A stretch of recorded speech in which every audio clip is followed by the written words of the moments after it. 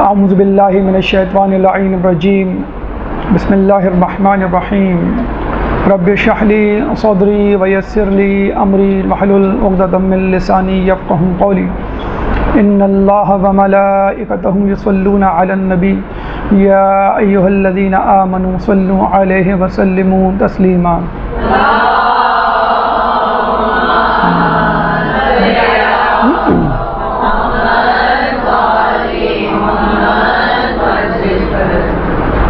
جیسے کہ آپ لوگوں کو معلوم ہے کہ 15 شعبان نیمہ شعبان شب بدھ کو ہے، اور انشاءاللہ ہم سب اس رات کو شب بیداری کریں گے، امام سے راز و نیاز کریں گے، امام کے نام عریضہ لکھیں گے، اور تمام شیعان علی پوری دنیا کے کونے کونے میں امام کے ظہور کی دعا کریں گے۔ لیکن اس کے ساتھ ساتھ یہ بھی ضروری ہے کہ جہاں امام کے ظہور کی دعا کی جائے وہاں خود امام کے ظہور کے لیے عملی طور پہ اپنے آپ کو تیار کیا جائے۔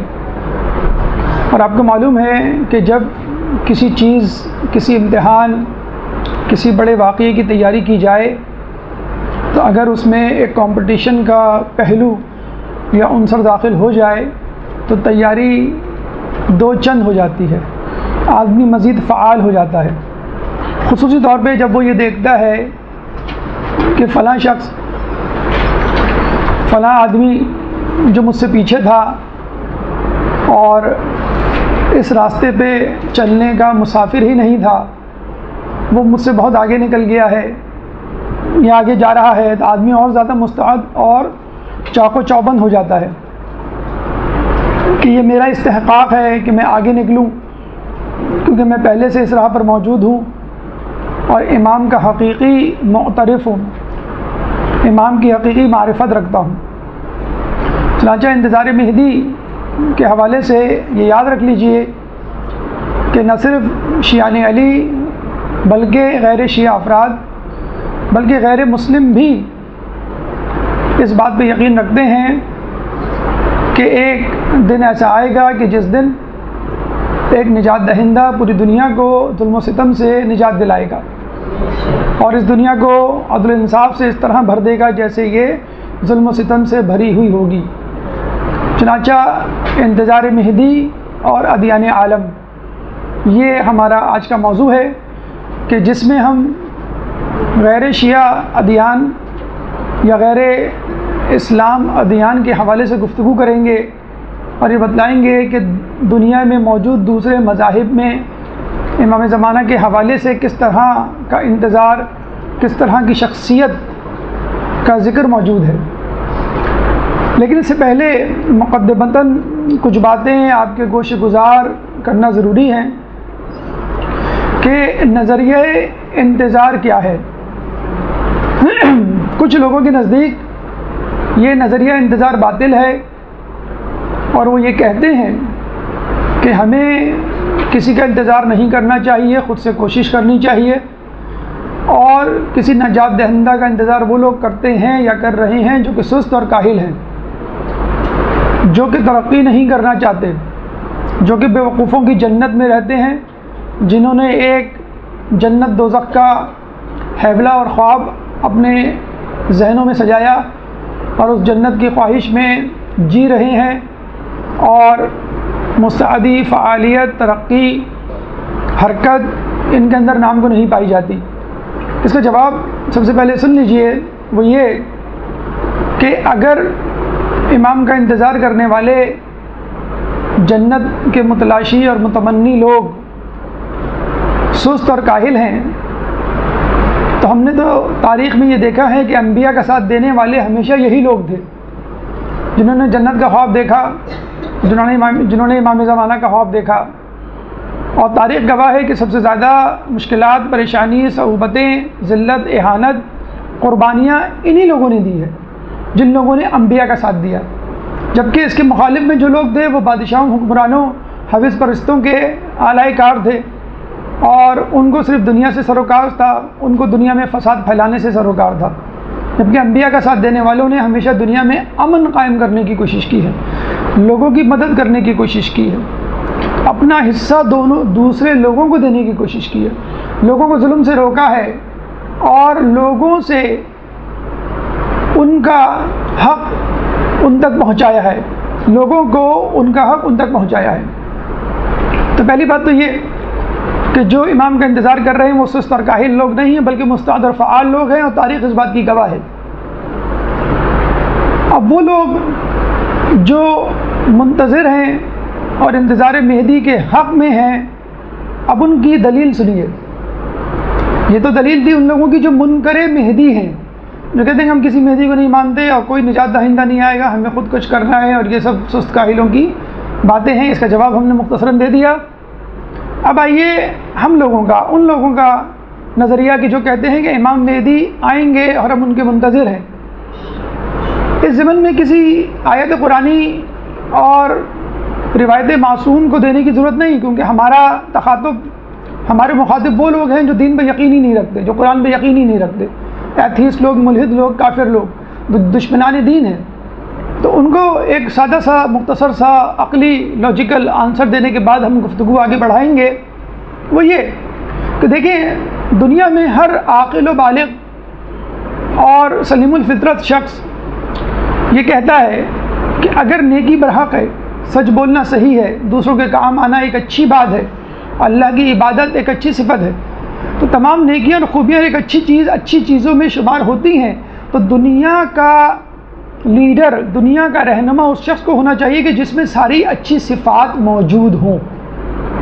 ہر انسان، چاہے وہ اچھا یا برا، وہ چاہتا ہے کہ اس کا لیڈر، اس کا رہنما جس کے پیچھے وہ چل رہا ہے، وہ تمام نیکیوں کا، تمام صفات کا مالک ہو۔ جب بھی ہم دیکھتے ہیں کہ لوگوں نے ان لوگوں کا ساتھ دیا، نیک لوگوں نے ان لوگوں کا ساتھ دیا کہ جو نیکی اور تقوی کا ممبر، مرکز اور محور دے، مجموعہ دے۔ دنیا کے ہر زمانے میں نیک لوگوں کے گروہ نے اپنے اپنے زمانے کے نیک ترین انسانوں یعنی انبیاء کا ساتھ دیا، کیونکہ سب وہ یہ سمجھتے ہیں کہ دنیا پر نیکی کا، نیکوکاروں کا غلبہ ہونا چاہیے۔ اب رہا یہ سوال کہ نجات دہندہ کا انتظار ہونا چاہیے یا نہیں، نجات دہندہ ہونا چاہیے یا نہیں، ایسا رہنما لیڈر ہونا چاہیے جو لوگوں کو ظلم و ستم سے آزاد کروائے یا نہیں، تو ہم یہ کہتے ہیں کہ یہ تو خود آپ کے ذہن کے نہا خانوں میں بھی یہ بات موجود ہے۔ جو لوگ خدا پہ یقین نہیں رکھتے، جو اسلام کو نہیں مانتے، جو انبیاء کو نجات دہندہ نہیں کہتے، وہ بھی یہی کہتے ہیں کہ ہمارے ذہنوں میں ایک ایسا حیبلہ، ایک ایسا تخیل، ایسا خیالی کردار یا ہیرو تو ہے کہ جو لوگوں کو ظلم و ستم سے آزاد دلواتا ہے۔ جب بھی ہم دیکھتے ہیں کہ دنیا میں اس پر کہانیاں لکھی گئیں، ناولز لکھے گئے، موویز بنائی گئی، یہ جتنے بھی کردار ہم کو نظر آتے ہیں جو سپر نیچرل پاورز اپنے اندر رکھتے ہیں، یہی کردار اصل میں انسان کی اس تخیلاتی دنیا کا منہ بولتا ثبوت ہے۔ کیوں لوگ ٹارزن کی کہانی، مارک آف زورو کی کہانی، اسپائڈر مین، آئرن مین، بیٹ مین، یہ تمام موویز میں جو کردار دکھائے جاتے ہیں کیوں پسند کرتے ہیں؟ کیونکہ اس میں ایک ایسا کردار ہوتا ہے جو سیلف لیس ہوتا ہے، بے غرض ہوتا ہے، جس کو اپنی نہیں فکر ہوتی، بس یہ فکر ہوتی ہے کہ میں کسی طرح کسی کی مدد کروں۔ جہاں بھی وہ دیکھتا ہے کہ کوئی انسان کسی مصیبت میں مبتلا ہے، کسی بیماری میں مبتلا ہے، کسی حادثے کا شکار ہے، تو یہ افراد جن کو اس دنیا کی تخیلاتی کمیٹی نے یا مصنفین نے یا دانشوروں نے گڑھا ہے، ان تمام ہیروز کو ہر کوئی پسند کرتا ہے۔ کوئی یہ نہیں کہتا کہ یہ میرے ہیرو نہیں ہیں، ہر کوئی یہ کہتا ہے کہ یہ میرا ہیرو ہے اور ایسا انسان ہونا چاہیے۔ اگر ایسا ہو جائے تو کیا؟ تو ہم یہی کہتے ہیں کہ آپ نے تخیلاتی ہیروز کو گڑھ کر لوگوں کے سامنے پیش کر دیا اور لوگوں نے ان گڑھی ہوئی کہانیوں کو، فلموں کو، ہیروز کو قبول کر لیا۔ ہمارے پاس تو ایک زندہ جیتا جاگتا ہیرو موجود ہے جس کے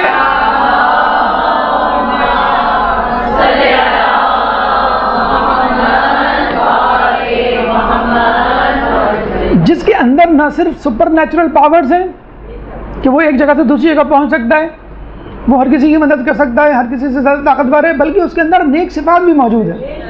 وہ عابد بھی ہے، وہ متقی بھی ہے، وہ اللہ کا بھیجا ہوا نمائندہ بھی ہے، بلکہ اس میں پچھلے انبیاء کی جھلک بھی موجود ہے۔ جس طرح پچھلے انبیاء آتے تھے، آج کل کے ہیروز اور نجات دہندہ کو اگر آپ لیں تو ان ہیروز ان نجات دہندہ میں کبھی بھی کسی بھی کردار میں کسی نبی کی جھلک نظر نہیں آئے گی، لیکن ہمیں فخر ہے کہ ہم جس نجات دہندہ کا انتظار کر رہے ہیں اس کے اندر پچھلے انبیاء کی جھلک موجود ہے، اس کا رابطہ، اس کا خاندان، اس کی نسل کا سلسلہ رسول اللہ سے پہلے انبیاء سے جا کے ملتا ہے۔ تو اگر کوئی تخیلاتی کہانی اور کردار بنا کر پیش کرتا ہے، اس کو ہاتھوں ہاتھ لیا جاتا ہے، تو کیوں نہ ہم اپنے حقیقی کردار کو جو اس وقت زندہ پائندہ موجود ہے، فقط ہمارے لیے انتظار کر رہا ہے، یہ نہیں کہ وہ اپنی تیاری کر رہا ہے، ہم ان تیاری میں مصروف ہیں، اس لیے وہ ظہور نہیں کر رہا۔ اگر وہ چاہے تو وہ خود اکیلا بھی اس دنیا کو فتح کر سکتا ہے، لیکن وہ اکیلا جنت میں جانا نہیں چاہتا، وہ چاہتا ہے میرے ساتھ میرے چاہنے والے بھی جنت میں جائیں، وہ چاہتا ہے کہ میری کامیابیوں میں میرے چاہنے والوں کا بھی حصہ لکھا جائے۔ اگر میں کوئی ملک فتح کروں، دنیا کو عدل و انصاف سے بھروں، تو شیعان علی منتظرین امام مہدی کا نام بھی میرے ساتھ ساتھ شامل ہوں۔ یہ وہ فلسفی ہے، یہ وہ حقیقی کردار ہے جس کو ہم نے اپنے ذہن میں لیا ہوا ہے، اور یہ وہ لاجک ہے، یہ وہ عقلی دلیل ہے جس کی بنا پر ہم کہتے ہیں کہ ہم امام مہدی کو اور امام مہدی کا انتظار کرنے کو بجا طور پہ حق کہنے کے حقدار ہیں، اس کا استحقاق رکھتے ہیں کہ دنیا بھی اسی نجات دہندہ کی جسے کہتے ہیں کہ تلاش میں ہے۔ کبھی وہ مصنوعی طور پہ اس کو بنا کے پیش کر دیتی ہے، اور کبھی وہ بنا نہیں پاتی، جبکہ ہمارا کردار اللہ کی طرف سے بنا کر بھیجا گیا ہے۔ یہ ہے نظریہ انتظار کہ ہم کس کا انتظار کریں، اور ہمیں کسی کا انتظار کرنا بھی چاہیے کہ نہیں کرنا چاہیے۔ اب دوسری بات، انتظار کے معنی کیا ہیں؟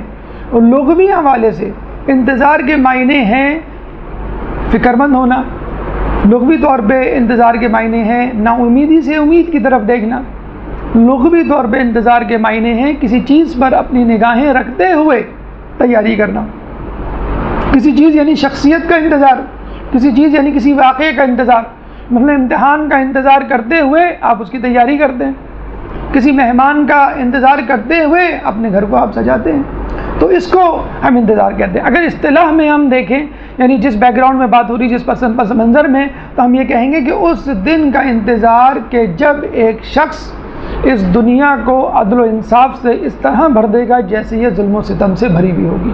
یہ ہے انتظار کے اصطلاحی معنی، اور ہمارے ہاں احادیث میں اس انتظار کی اتنی زیادہ اہمیت ہے کہ احادیث میں آیا ہے کہ افضل الاعمال الامتی انتظار الفرج، کہ افضل ترین اعمال میں سے افضل ترین اعمال میں افضل ترین عمل انتظار فرج، یعنی کشادگی، خوشحالی اور امید والے دنوں کا انتظار، یعنی امام زمانہ کا انتظار۔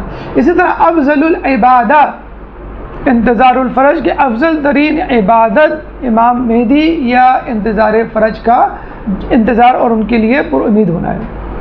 اب یہ صرف کہ انتظار کی اقسام کیا ہے؟ انتظار کی دو اقسام ہیں، ایک منفی اور ایک مثبت۔ منفی انتظار یہ ہے کہ آپ ہاتھ پہ ہاتھ دھرے بیٹھے رہیں اور کچھ نہ کریں، فقط امام زمانہ کے بارے میں یہ سوچے بس وہ آئیں گے اور وہ سب کچھ کر دیں گے، میں کچھ نہیں کروں گا۔ اور کچھ لوگ تو یہ کہتے ہیں کہ چونکہ حدیث میں آیا ہے کہ یملأ الارض قسطا وعدلا کما ملئت ظلما وجورا، کہ وہ آ کر زمین کو عدل و انصاف سے اس طرح بھر دیں گے کہ جس طرح وہ ظلم و جور سے بھری ہوئی ہوگی۔ تو ہمیں چاہیے کہ ہم دنیا میں ظلم کریں، ہمیں چاہیے کہ ہم دنیا میں ظلم کو پروموٹ کریں اور گناہ کریں تاکہ دنیا بھر جائے۔ یقیناً امام اسی وقت ظہور کریں گے، لیکن اس صورت میں آنے کے بعد وہ سب سے پہلے اپنی تلوار سے آپ کی گردن اڑائیں گے، یعنی ان لوگوں کی گردن اڑائیں گے کہ جنہوں نے اس دنیا کو ظلم و ستم سے بھر دیا تھا۔ جبکہ دوسرا انتظار کیا ہے؟ متحرک انتظار، فعال انتظار، اور امام کے لیے اس طرح کا انتظار کہ جس طرح کے امام کو مطلوب ہے، امام کو جو سپاہی مطلوب ہیں، امام کو جو افراد مطلوب ہیں، وہ صفات اپنے اندر پیدا کرنا، امام کے لیے گراؤنڈ تیار کرنا، امام کے لیے زمینہ فراہم کرنا، امام کے لیے مقدمہ تیار کرنا۔ جیسے ایرانی انقلاب ایک طرح کا زمینہ ہے، مقدمہ ہے۔ جب بھی ہم دعا مانگتے ہیں کہ ایران کے انقلاب کو قائم رنگ اور اسے قائم کے انقلاب سے متصل کر دے۔ تو ہمارے لیے ضروری ہے کہ ہم ایسا انتظار کریں کہ جس میں فعالیت ہو اور جس میں ایسے کاموں کی تحریک ہو کہ جن کاموں کو امام زمانہ پسند کرتے ہیں۔ اب آئیے ان ادیان، ان اقوام، ان افراد کی طرف چلتے ہیں کہ جو امام زمانہ کا انتظار کر رہے ہیں، ان کتابوں کی طرف چلتے ہیں کہ جن میں امام زمانہ کے تعارف یا ان کا اشارہ موجود ہے۔ ہماری وہ کتابیں نہیں، ان افراد کا تعلق ہمارے مذہب سے نہیں، لیکن چونکہ جوش و ولولے کے لیے ضروری ہے کہ ہمیں معلوم ہو کہ ہمارے آس پاس کے لوگ کیا کر رہے ہیں اور امام زمانہ کا کس طرح انتظار کر رہے ہیں، کہ جب وہ لوگ جن کے وہ امام نہیں ہیں یا جن کو وہ امام نہیں مانتے وہ بھی انتظار کر رہے ہیں، تو آپ جس کو اپنا امام مانتے ہیں آپ خود کیوں نہ انتظار کریں۔ تو سب سے پہلے عیسائیوں کی طرف چلتے ہیں۔ عیسائیوں کی کتاب انجیل میں امام زمانہ کا نام مہمیز درج ہے، اور یہ کہا گیا ہے کہ اپنے آپ کو آئندہ ہونے والی جنگوں سے پریشان مت کرو اور دل گرفتہ مت ہو، کیونکہ یہ دنیا کا اختتام نہیں۔ اپنے چراغوں کو جلا کر رکھو اور اپنے مالک کا انتظار کرو۔ کتنے خوش نصیب ہیں وہ افراد کہ جو اپنے مالک کے آنے پر بیدار رہتے ہیں اور جن کا مالک انہیں بیدار دیکھے۔ آخری ایام میں حضرت عیسیٰ اور مہدی ظہور کریں گے، وہ دجال اور شیطان کو شکست دیں گے۔ اب آپ دیکھیے ان بائبل کی، ان انجیل کی سطروں میں وہی علامات پوشیدہ ہیں جو ہمارے یہاں موجود ہیں کہ آخری ہونے والی جنگوں میں دل گرفتہ نہ ہو۔ ہمیں بھی بتلایا گیا ہے کہ امام کے ظہور کے وقت ایک ایسی جنگ ہوگی، عالمی جنگ، جس میں 2/3 افراد مر جائیں گے۔ اسی طرح ہمیں کہا گیا ہے کہ رات اندھیری ہوگی، ظلم کی رات ہوگی، گناہ کا انبار ہوگا، لیکن آپ کو امید کی کرن جلا کے رکھنی ہے۔ وہاں کہا گیا ہے کہ وہ اس طرح ظہور کریں گے کہ تمہیں گمان بھی نہیں ہوگا۔ ہمارے یہاں بھی یہ روایت ہے کہ چاہے قیامت کے آنے میں ایک دن ہی کیوں نہ رہ جائے، اللہ تعالیٰ اس دن کو اتنا طویل کرے گا کہ ایک نجات دہندہ آئے گا اور جو اس دنیا کو عدل و انصاف سے ایسے بھر دے گا جیسے یہ ظلم و ستم سے بھری بھی ہوگی۔ پھر ہمارے یہاں یہ ہے کہ ان کے ساتھ عیسیٰ علیہ السلام بھی آئیں گے اور دجال کو، شیطان کو شکست دیں گے۔ ہمارے یہاں روایتوں میں آیا کہ جب اللہ تعالیٰ سے شیطان نے یہ کہا تھا کہ مجھے وقت معلوم کی مہلت دے، تو وہ قیامت تک کی مہلت نہیں دی بلکہ ظہور امام زمانہ تک کی مہلت دی، کیونکہ اس کے بعد لوگ اس طرح راہ راست پر آ جائیں گے ایک روایت کے مطابق کہ لوگ شیطان کے جھانسے میں پھر دوبارہ نہیں آ پائیں گے۔ تو یہ وہ روایت ہیں جو انجیل میں موجود ہیں۔ اب اس کی توثیق، اس کی تصدیق اور اس کی تائید خود عیسائیوں کے موجودہ رویے سے آپ کر سکتے ہیں۔ عیسائیوں کا ایک بہت بڑا مفکر، عیسائی مصنف باب اوتھیل اپنی کتاب دی لاسٹ پوپ نامی کتاب میں لکھتا ہے کہ موجودہ پوپ فرانسس اس دنیا عیسائیت کے آخری پوپ ہیں اور اس کے بعد کوئی اور پوپ نہیں بنے گا۔ تو لوگوں نے کہا کیوں؟ تو اس نے بتلایا کہ وہ تمام نشانیاں اور علامات جو امام مہدی کی ہیں وہ ظاہر ہو چکی ہیں، ہونے والی ہیں، اور خود پوپ فرانسس جو اس وقت موجودہ پوپ ہے اس کی زندگی ہی میں وہ علامات پوری ہو جائیں گی اور عیسیٰ اور مہدی کا ظہور ہو جائے گا، اور اس کے بعد خود ان کی حکومت ہوگی، موجودہ پوپ فرانسس کی نہیں ہوگی۔ اور وہ خود یہ کہتا ہے کہ ایک موجودہ آنے والی جنگ اتنی شدید جنگ ہوگی کہ جس میں دنیا کی کثیر تعداد مر جائے گی، اور اس جنگ کو وہ نام دیتے ہیں آرماگیڈون۔ آپ کو یاد ہوگا کہ فرانس میں کچھ عرصے پہلے بم دھماکے، شوٹنگ کے واقعات اور ہجوم پر گاڑی چڑھا دینے کے واقعات ہوئے تھے جس میں کافی لوگ مر گئے تھے اور پے در پہ واقعات ہو رہے تھے۔ تو وہاں پر اس وقت موجود پوپ فرانسس نے باقاعدہ یہ اسٹیٹمنٹ کہا تھا، وہ اسٹیٹمنٹ خود میں نے اپنی آنکھوں سے پڑھا تھا، اور اس میں انہوں نے یہ کہا تھا کہ آرماگیڈون شروع ہو چکی ہے۔ عام عیسائی دنیا، مفکر، مصنف، دانشور تو یہ کہتے ہیں آرماگیڈون ہوگی، لیکن پوپ فرانسس نے یہ کہہ دیا ہے کب 2-4 سال پہلے جب فرانس میں یہ سب واقعات ہو رہے تھے، پوپ فرانسس نے یہ کہہ دیا ہے کہ آرماگیڈون شروع ہو چکی ہے، عالمی جنگ شروع ہو چکی ہے کہ جس میں ممالک ایک دوسرے کے خلاف نبرد آزما ہوں گے۔ اگر آپ غور کریں کہ دنیا میں اس وقت کہیں نہ کہیں جنگ چل رہی ہے، کسی نہ کسی ملک میں جنگ چل رہی ہے، اور اگر کوئی ملک اس جنگ سے خالی ہے، یعنی اس کے ملک میں جنگ نہیں ہو رہی، تو وہ ملک خود اس جنگ میں شریک ضرور ہے۔ مثلا جنگ کہاں کہاں ہو رہی ہے؟ یمن میں ہو رہی ہے، جنگ جو ہے وہ لبنان میں ہو رہی ہے، جنگ جو ہے وہ عراق میں ہو رہی ہے، جنگ جو ہے وہ شام میں ہو رہی ہے، جنگ جو ہے وہ افغانستان میں ہو رہی ہے۔ کہاں نہیں ہو رہی؟ سعودیہ میں نہیں ہو رہی، لیکن سعودیہ یمن میں موجود ہے۔ کہاں نہیں ہو رہی؟ پاکستان میں نہیں ہو رہی، لیکن پاکستان خود وہ 40 یا 39 ممالک کے اتحاد میں موجود ہے۔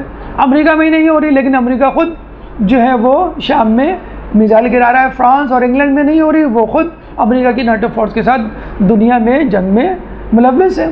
تو دیکھا جائے ڈائریکٹلی انڈائریکٹ دنیا کا ہر ملک، رشیا میں نہیں ہو رہی، رشیا خود کسی نہ کسی ایران میں نہیں ہو رہی، لیکن ایران خود کسی نہ کسی جنگ میں موجود ہے، پراکسی وار جسے کہتے ہیں۔ تو دنیا خود آٹومیٹیکلی دو کیمپس میں ڈیوائڈ ہو چکی ہے۔ ایک وہ کیمپ ہے جس کا لیڈر امریکہ ہے، جس کے ساتھ یورپی ممالک ہیں، جس کے ساتھ آل سعود ہے، جس کے ساتھ دوسرے عرب ممالک ہیں جن کو آل سعود نے خرید لیا، اور دوسری طرف ایران اور وہ لوگ کہ جو ان ممالک کے، جو کہ امریکہ کے جھنڈے تلے یا امریکہ کی چھتری تلے جمع ہوئے ہیں، اس کے خلاف ہے۔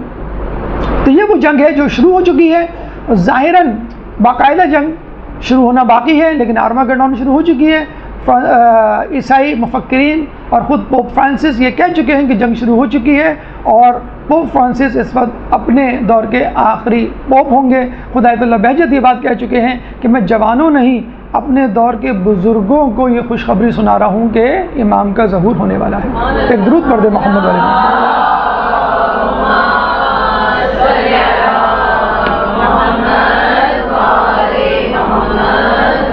یہودی دنیا، یہودی قوم جو کہ زبور پہ، جو کہ توریت پہ یقین رکھتی ہے، جو زبور کو کھولے ہیں تو اس میں باقاعدہ امام مہدی کا نام القائم موجود ہے کہ قائم عن قریب ظہور کرے گا، اور وہ ایک کنیز کے بطن سے ہوگا۔ جیسے کہ ہم جانتے ہیں کہ امام کی جو مادر تھی وہ تھی تو ملیکہ، لیکن کنیزی کی بھیس میں نرجس کے نام کے ساتھ امام کے گھر میں آئی تھی، تو لوگوں کو یہ اشتباہ ہے کہ وہ کنیز تھی، حقیقت میں نہیں تھی، بہرحال ایک اشارہ تو موجود ہے۔ پھر یہ کہ جب وہ ظہور کریں گے تو منافقوں اور ظالموں کا خاتمہ ہو جائے گا، اور جب وہ ظہور کریں گے تو لوگ کمزوروں کو، اللہ تعالیٰ کمزوروں کو اور ان کا انتظار کرنے والوں کو دنیا کا جو ہے وہ بادشاہ بنا دیں گے۔ پھر اس کے بعد ہم یہ دیکھتے ہیں کہ وہ یہ بھی کہتے ہیں کہ مسیح اور جسے کہتے ہیں کہ مہدی مل کر دنیا سے ظلم و ستم کا جو ہے وہ خاتمہ کریں گے۔ پھر ہم توریت کی طرف آتے ہیں تو توریت میں آپ کا نام اوقیل ہوتا ہے، لکھا ہوا ہے۔ زبور میں آپ کا نام قائم، اور اس سے پہلے انجیل میں آپ کا نام مہمیز، اور توریت میں آپ کا نام اوقیل، اور اس میں بھی جناب مسیح کا تذکرہ موجود ہے اور جناب مہدی کا تذکرہ موجود ہے کہ یہ دونوں آ کر دنیا سے شر کا خاتمہ کریں گے۔ اب عیسائیوں اور یہودیوں کے حوالے سے تھوڑی سی تفصیل سن لیجئے کہ جب موسیٰ علیہ السلام اس دنیا سے گئے تو انہوں نے اپنی کتابوں میں یہ تلاش کیا کہ آنے والا آخری نجات دہندہ 80 صفات کا مالک ہوگا۔ جب عیسیٰ علیہ السلام آئے اور انہوں نے ان میں یہ 80 صفات تلاش کرنا شروع کی تو انہوں نے عیسیٰ علیہ السلام میں 80 کی بجائے 30 صفات دیکھی، 50 صفات اس میں موجود نہیں تھی۔ تو انہوں نے عیسیٰ علیہ السلام کو مہدی کیا نبی بھی ماننے سے انکار کر دیا، اور عیسیٰ علیہ السلام کتنے زیادہ دشمن ہو گئے کہ باقاعدہ ان کو قتل کر دیا۔ کیسے قتل کیا آپ کو معلوم ہوگا۔ عیسیٰ علیہ السلام جب اپنے حواریوں کے ساتھ ایک مکان میں بند تھے، اور جس مکان سے عیسیٰ علیہ السلام کو اللہ تعالیٰ نے کھڑکی کے ذریعے رستے اوپر اٹھایا تھا، وہاں پہ ان کے حواری موجود تھے، اور انہیں پیشن گوئی کر دی تھی کہ کون کون حواری جو ہے مرتد اور کافر ہو جائے گا اور کون جو ہے میرے مذہب پر رہے گا۔ تو وہ حواری جس کے بارے میں کہا تھا کہ وہ کافر ہو جائے گا، وہ حواری جب باہر نکلتا ہے اور لوگوں کو یہ بتلاتا ہے کہ عیسیٰ علیہ السلام اندر موجود ہیں، تم ان کو قتل کر سکتے ہو، جب بادشاہ کے سپاہی ان کو مارنے کے لیے آئے تھے، اس کا نام تھا سرجس۔ تو کہتے ہیں کہ جیسے وہ باہر نکلا اس کی شکل اللہ تعالیٰ نے عیسیٰ علیہ السلام جیسی بنا دی، اور لوگوں نے کہا کہ تم خود عیسیٰ ہو، عیسیٰ اندر نہیں ہے، عیسیٰ باہر ہے، اور وہ صلیب پہ چڑھا دیا۔ اچھا، عیسیٰ علیہ السلام کو ڈھونڈنے میں اور ان کو صلیب پہ چڑھانے پہ سرجس کو یعنی یہودیوں کا ہاتھ تھا، لیکن یہودیوں نے یہ دیکھا کہ عیسیٰ علیہ السلام کو مارنے کے بعد آپ کو معلوم ہے کہ یہودی یہ وہ قوم ہے کہ جو 70 انبیاء کو قتل کر دیا کرتی تھی فجر سورج طلوع ہونے سے پہلے، اور اپنے کاروبار پہ اس طرح جاتی تھی جیسے کچھ ہوا ہی نہیں۔ تو انہوں نے یہ نوٹ کیا کہ عیسیٰ علیہ السلام کو قتل کرنے کے بعد ہم پہ بہت زیادہ ظلم و ستم ہوا، اللہ کا عذاب بھی آیا، اور پوری دنیا کے لوگوں نے ہمیں ذلیل و خوار کرنا شروع کر دیا۔ چنانچہ انہوں نے سر پکڑ کے سوچنا شروع کر دیا کہ ہم کیا کریں۔ دوسری طرف انہوں نے عیسائیوں کو دیکھا کہ وہ خود کسی کا انتظار کر رہے ہیں، چنانچہ ان دونوں نے مل کر یہ فیصلہ کیا کہ ہم دونوں مل کر امام مہدی کا انتظار کرتے ہیں۔ 1896 میں تھیوڈرل رسل نامی شخص نے ایک کتاب ایک صہیونی ازم کے نام سے ایک نظریہ پیش کیا، اور یہ کہا کہ ہمیں امام زمانہ کے لیے، امام مہدی کے لیے ایک زمین لینی چاہیے، ایک ملک بنانا چاہیے، تاکہ جب امام آئیں تو ہم ان کو اس ملک میں ویلکم کریں، پھر وہاں سے ایک فوج تیار کریں، اور پھر وہ فوج پوری دنیا پہ جا کر حملہ کرے اور ان کا ہم ساتھ دیں۔ چنانچہ سب سے پہلے قاموس کتاب مقدس جو کہ ہاکس نامی مصنف کی تھی، اس کے نظریے کے بعد یہ جو دوسرا شخص آیا تھیوڈرل کے نام سے، اس نے کہا کہ ہمیں صہیونزم کی بنیاد رکھنی چاہیے۔ چنانچہ اس نے کٹر یہودیوں کو جمع کیا اور ان عیسائیوں کو جمع کیا کہ جو یہودیوں کا ساتھ دینے کے لیے تیار تھے۔ ان دونوں نے مل کر متمول یہودیوں کو ہائر کیا اور ان سے کہا کہ آپ فلسطین میں موجود علاقوں کو خریدنا شروع کریں۔ انہوں نے فلسطینیوں سے، غریب فلسطینیوں سے ان کی زمینیں، جاگیر اور ان کے مکانات خریدنے شروع کیے، اور وہاں اتنی زیادہ کثرت میں آ گئے کہ فلسطینی اقلیت میں تبدیل ہو گئے۔ ایک زمانے میں فلسطینی اپنے گھر بیچ کے جب مختلف یورپی اور امریکی ممالک کا رخ کر رہے تھے تو فلسطینی حکومت نے باقاعدہ ان ممالک کو خط لکھا کہ اگر آپ کے پاس کوئی فلسطینی آئے تو اس کو اپنی نیشنلٹی مت دیے گا، لیکن لوگوں نے نہیں سنا، حکومت نے کوئی کان نہیں دھرا، اور فلسطینی پوری دنیا میں بکھر گئے، منتشر ہو گئے، اور ان کی جگہ پر، ان کے شہر پہ، ان کے ملک پر، آدھے سے زیادہ ملک پر خود اسرائیل کا قبضہ ہو گیا۔ گریٹر اسرائیل منصوبہ جسے کہا جاتا ہے۔ چنانچہ اسرائیل کو اقوام متحدہ نے 1947 میں یہ ڈکلیئر کیا کہ یہ مقدس سرزمین ہے، جو کہ مسلمانوں کے لیے بھی مقدس ہے، جو کہ عیسائیوں کے لیے بھی مقدس ہے، جو کہ یہودیوں کے لیے بھی مقدس ہے۔ چنانچہ اس سرزمین کو اقوام متحدہ کے کنٹرول میں ہونا چاہیے، کسی خاص قومیت، ملک اور مذہب کے ماننے والوں کے کنٹرول میں نہیں ہونا چاہیے، اور انہوں نے اس کا کنٹرول اپنے ہاتھ میں لے لیا۔ حقیقت میں ان کا کنٹرول نہیں تھا، بلکہ یہودیوں کا کنٹرول تھا، صہیونیوں کا کنٹرول تھا کہ جو اسرائیل پہ قبضہ کرنا چاہتے تھے۔ اور اتفاق کی بات یہ ہے کہ انہوں نے 1947 کا انتخاب کیا اس قرارداد کو منظور کروانے کے لیے۔ کیوں؟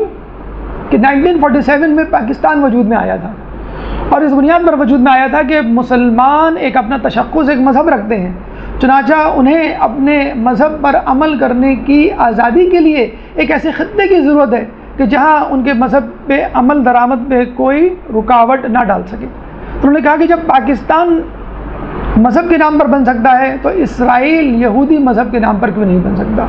اور یوں گریٹر اسرائیل کا خواب جو ہے وہ پورا ہو گیا۔ اور ابھی حالیہ دور میں آپ نے دیکھا بھی ہوگا کہ باقاعدہ آل سعود میں محمد بن سلمان نے باقاعدہ اعلان بھی کیا ہے کہ جس طرح ہر قوم اور ملک و ملت کو یہ حق حاصل ہے کہ اپنا وطن حاصل کریں، اسی طرح یہودیوں کو بھی حق حاصل ہے کہ وہ اپنا وطن حاصل کریں۔ تو یہ وہ اسرائیل ہے۔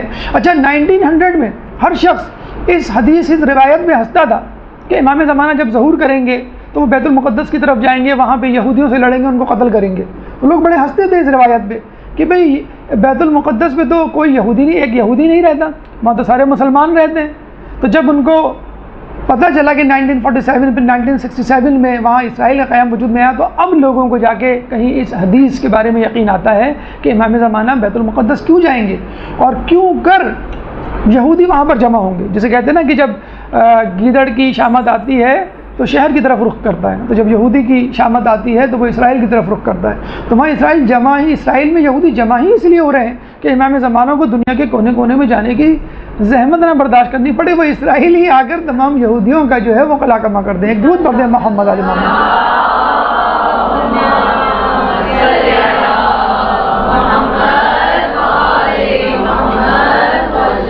یہودی اور عیسائی مذہب کے بعد زرتشت، ایک مذہب ایران میں جس کے ماننے والے اپنی کتابوں میں پڑھتے ہیں کہ آنے والے کا نام جو کہ دنیا پہ حکومت کرے گا اس کا نام خسرو ہوگا۔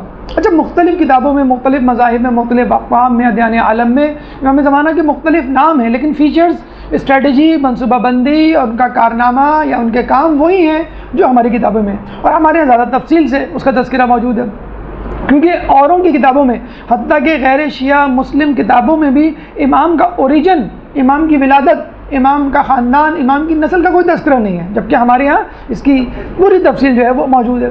تو زردشت کہتے ہیں کہ اس شخص کا نام خسرو ہوگا جو پوری دنیا پہ حکومت کرے گا، اور وہ ہاشم کی ذریت سے ہوگا، اور وہ خورشید عالم پیغمبر کی بیٹی کے نسل سے ہوگا۔ یہ تک موجود ہے ان کی کتابوں میں۔ اللہم صلی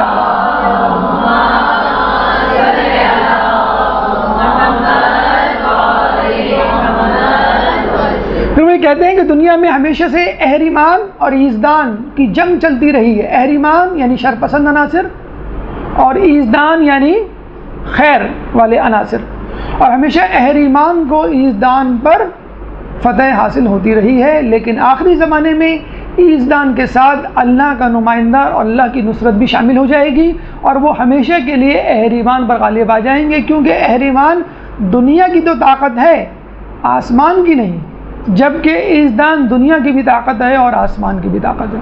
تو یہ امام زمانہ کی طرف اشارہ ہے کہ جن کو خسرو کہا گیا، کہ جو ایزدان والوں کو سپورٹ کریں گے اور ان کے ساتھ جنگ کریں گے اور اہریمان کو ہمیشہ کے لیے شکست فاش دیں گے۔ خود ہندوؤں کی کتاب میں امام زمانہ کا نام منصور موجود ہے۔ منصور یعنی فتح حاصل کرنے والا، نصرت یا مدد کرنے والا۔ تو ان کے بارے میں کہا جاتا ہے کہ ان کے ہاں بہت سارے پیغمبر، خود ان کے پیغمبر جن کو یہ کہتے ہیں کہ یہ خدا کی طرف سے آئے ہوئے ہوں گے، شوقمنی ایک پیغمبر ان کا گزرا ہے کہ جس نے کہا کہ آخری دور میں ایک شخص آئے گا کہ جو اس پوری دنیا پر غلبہ حاصل کرے گا، اور پوری دنیا کے لوگ ایک مذہب پر جمع ہو جائیں گے۔ اب کس مذہب پر جمع ہو جائیں گے اس کا تذکرہ تفصیل سے ان کے پاس موجود نہیں۔ تو یہ مذاہب، اس کے علاوہ دیگر چھوٹی چھوٹی اقوام جو مختلف ممالک میں بکھری ہوئی پڑی ہوئی ہیں، ان کے بھی کسی نہ کسی نام سے امام زمانہ، امام مہدی کا تذکرہ موجود ہے۔ مثلا ایران کے جو قدیم افراد ہیں جو بہت سالوں سے، ہزاروں سالوں سے وہاں موجود ہیں، ان کا یہ کہنا ہے کہ آخری زمانے میں ایک شخص جس کا نام آسپا گرز ہوگا وہ ظہور کرے گا کابل کے پہاڑوں میں۔ یہ سب کچھ موجود ہے پرنٹ آؤٹ کی صورت میں، اگر نہ بھی لکھیں تو کوئی ایسا فرق نہیں پڑے گا۔ تو آسپا گرز اس کا نام ہے، جو کابل کے پہاڑوں میں اس وقت موجود ہے، اور 1,00,000 فرشتے اس شخص یعنی نجات دہندہ یا آسپا گرز کی حفاظت کر رہے ہیں، اور وہ سو رہا ہے، اور جب وہ جاگے گا تو پوری دنیا پر غلبہ حاصل کرے گا۔ اس کے علاوہ اسکینڈینیوین کنٹریز، آپ نے سنا ہوگا فن لینڈ ہے، ناروے ہے، سویڈن ہے، یہ جو یورپ کی طرف، انگلینڈ سے اوپر نارتھ کی طرف واقع ہیں، جو بہت سرد علاقے ہیں، ان کے بارے میں کہا جاتا ہے کہ ان کے یہاں جو نجات دہندے کا نام ہے وہ اودین ہے یا اوڈین ہے، کہ جو آ کر اس دنیا پر غلبہ حاصل کرے گا اور اس پوری دنیا کو جو ہے عدل و انصاف سے بھر دے گا۔ سینٹرل امریکہ، مرکزی امریکہ میں کوتز کوتل نامی شخص کا تذکرہ موجود ہے، جو اس دنیا پر آ کر حکومت کرے گا، غلبہ حاصل کرے گا اور اس دنیا سے ظلم و ستم کو جو ہے وہ مٹا دے گا۔ چائنا کی قدیم آبادی کرشنا نام کے شخص کو اپنی کتاب میں پڑھتی ہیں کہ جب وہ آئے گا تو دنیا سے ظلم و ستم کا خاتمہ کر دے گا۔ اسی طرح یونانی قوم کے بارے میں کہا جاتا ہے کہ کالو یبرگ نامی شخص آئے گا کہ جو برائیوں کا خاتمہ کرے گا اور برے لوگوں کو اس دنیا سے مٹا دے گا۔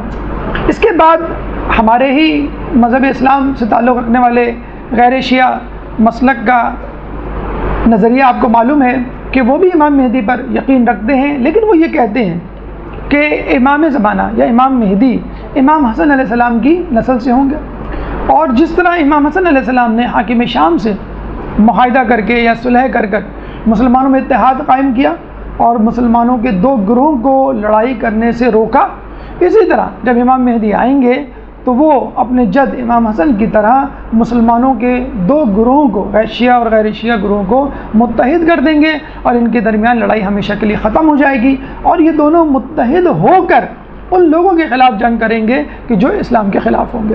بہرحال غیر شیعہ مذاہب میں، غیر شیعہ اقوام میں، غیر شیعہ ادیان میں امام زمانہ کا نام، امام زمانہ کے کارنامے یا ان کی خصوصیات کسی نہ کسی طور پہ مندرج ہیں، لیکن ہمارے پاس جو تفصیلات ہیں وہ پوری مکمل تفصیل ہیں۔ جیسے پچھلے درس میں ہم نے بات کی تھی کہ امام زمانہ کی ولادت، پھر امام زمانہ کا غائب ہونا، پھر ان کا غیبت صغریٰ میں جانا، پھر ان کا غیبت کبریٰ میں جانا، اس کے بعد اپنے نائبین کے ذریعے رابطہ رکھنا، موجود مجتہدین اور مرجع اکرام ہیں ان سے کسی نہ کسی طور پہ رابطے میں رہنا، اور پھر جب وہ ظہور کریں گے تو اس سے پہلے غیر حتمی علامات کیا ہیں، اور پھر ظہور سے عین چند دن پہلے حتمی علامات کیا ہوں گی، اور جب وہ ظاہر ہوں گے تو کن کے خلاف جہاد کریں گے، کن لوگوں کو جو ہے اس دنیا سے واصل جہنم کریں گے، ان کی حکومت کا طرز زندگی اور طرز فکر کیا ہوگا، اور لوگ ان کا کس طرح ساتھ دیں گے، اور اس وقت ان کی غیبت میں ہمیں ان کا کس طرح ساتھ دینا چاہیے۔ ایک درود پڑھ دیں محمد والے محمد۔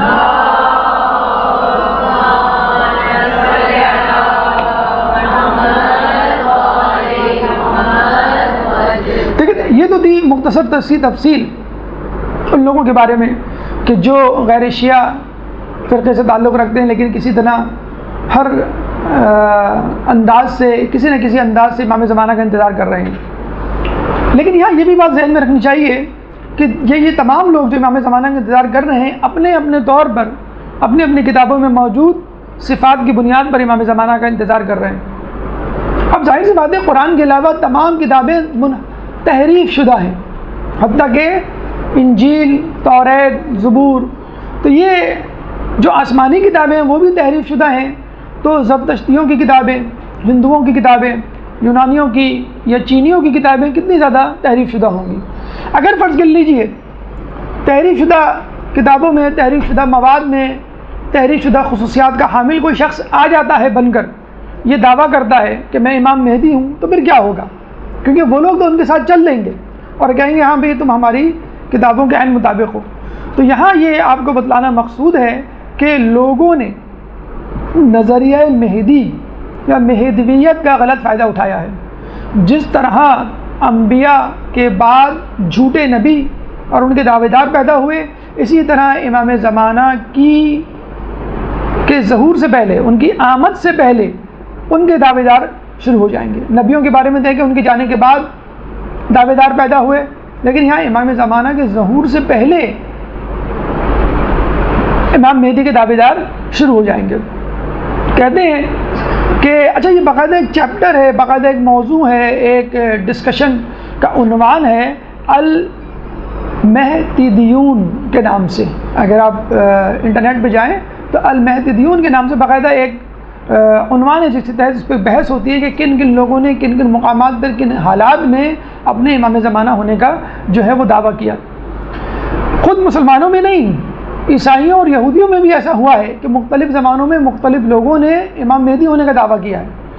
عیسائیوں میں اب تک 12 جعلی یا جھوٹے مہدی پیدا ہو چکے ہیں اور ان کا رد ہو چکا ہے، وہ اپنے کیفر کردار کو پہنچ چکے ہیں۔ اسی طرح یہودیوں میں 24 امام زمانہ کے جھوٹے دعوے دار پیدا ہو چکے ہیں جنہوں نے اپنے آپ کو امام مہدی کا جو ہے وہ دعویٰ کیا تھا لوگوں کے سامنے، اور وہ اپنے کیفر کردار کو پہنچ چکے ہیں۔ خود مسلمانوں میں امام مہدی کے دعوے دار پیدا ہوتے رہے ہیں اور مزید پیدا ہوں گے۔ خود امام زمانہ کے حقیقی ظہور سے پہلے بھی کہتے ہیں کہ امام مہدی کا دعویٰ کرنے والوں کی کثرت ہوگی۔ اب یہاں پر ہم آپ کے سامنے چند جھوٹے دعوے داران مہدی کا تعارف کروا رہے ہیں تاکہ آپ یہ سمجھیں کہ اگر کوئی شخص اپنے تئیں امام مہدی ہونے کا دعویٰ کرتا ہے تو کس نوعیت کا، کس خصوصیت اور کن خصوصیات کا اور کس بیک گراؤنڈ کا مالک ہو سکتا ہے، کہ یہ نہ ہو کہ جب امام زمانہ ظہور کریں اور آپ ان کو چھوڑ کے ان امام زمانہ اس امام مہدی کی طرف چلے جائیں کہ جو جھوٹا دعوے دار ہے، جیسے آج کل ہو رہا ہے پاکستان جیسے جاہل معاشرے میں بہت سارے ایسے دعوے دار مل جائیں گے جو مختلف کرامات یا جھوٹے معجزوں کی بنیاد پر جو ہے وہ لوگوں کو اپنا گرویدہ بنا لیتے ہیں۔ اچھا جن لوگوں پر امام مہدی کا لوگوں کو شک ہوا یا جن لوگوں نے امام مہدی کا دعویٰ کیا، ان کی 3 اقسام بتائی جاتی ہیں۔ پہلی اقسام تو ان لوگوں کی ہے کہ جو صالحین میں سے تھے، متقی پرہیزگار لوگوں میں سے تھے، اور انہوں نے کبھی بھی امام مہدی کا دعویٰ نہیں کیا. یہ لوگ تھے کہ جنہوں نے ان کو امام مہدی بنا دیا اور مشہور کر دیا ان کے منع کرنے کے باوجود. نمبر 1 مثلا محمد حنفیہ مشہور کر دے گئے امام مہدی نے، حالانکہ وہ امام مہدی نہیں تھے. 7ویں امام کے بارے میں مشہور کر دیا گیا، حالانکہ وہ امام مہدی نہیں تھے. بہت سارے ابھی اس کی مثالیں میں آپ کو دوں گا. دوسرے نمبر پہ وہ افراد ہیں کہ جنہوں نے خود اپنے تئیں امام مہدی ہونے کا دعویٰ کیا عزت، دولت، شہرت اور اقتدار کی لالچ میں، جیسے مہدی ابن منصور جو کہ بنو عباس کا بادشاہ تھا، اس کے بیٹے نے یہ دعویٰ کیا. تیسرے نمبر پہ اس قسم کے لوگوں کا نام آتا ہے کہ جن کو استعمار نے استعمال کیا، برٹش گورنمنٹ نے خصوصی طور پہ استعمال کیا. مثلا علی باب جو بہائی مذہب کا بانی ہے، مثلا مرزا احمد قادیانی جس کو برٹش گورنمنٹ نے سپورٹ کیا. تو یہ وہ افراد ہیں جن پر مہدی ہونے کا شبہ کیا گیا یا جنہوں نے خود سے اپنے طور پہ مہدی ہونے کا دعویٰ کیا. تو چند مثالیں آپ کے سامنے تاکہ آپ کے اذہان میں یہ بات رہے کہ لوگ کس طرح مہدی بن جاتے ہیں یا کس طرح لوگ دوسروں کو مہدی بنا دیتے ہیں. درود پڑھ دیں محمد والے محمد.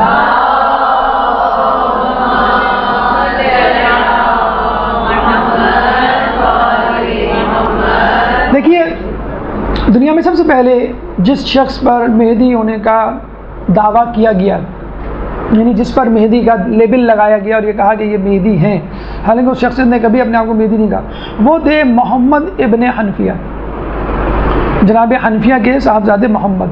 اچھا اس کی شاید مثال، اس کی وجہ بھی یہی تھی کہ ان کا نام محمد تھا. خود رسول کی حدیث ہے کہ جو نجات دہندہ ہوگا، جو عدل انصاف سے دنیا کو بھرے گا، وہ میرا ہم نام ہوگا، اس کا نام میرے نام پر، اس کی کنیت میری کنیت پر ہوگی.